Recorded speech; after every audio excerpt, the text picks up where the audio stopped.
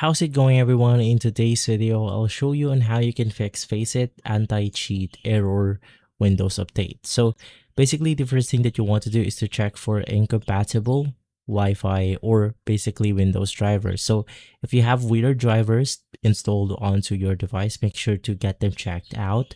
And the easiest way to fix this is to just make sure that your Windows is updated to the latest version. So just search for checked for updates.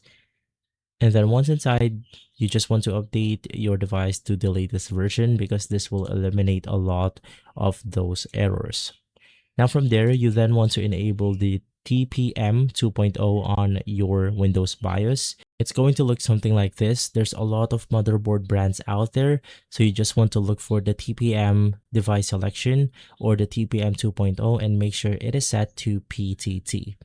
And simply from there, you should be good to go. If this video has been helpful, leave a like, subscribe, and follow us for more videos like this. Thanks for watching.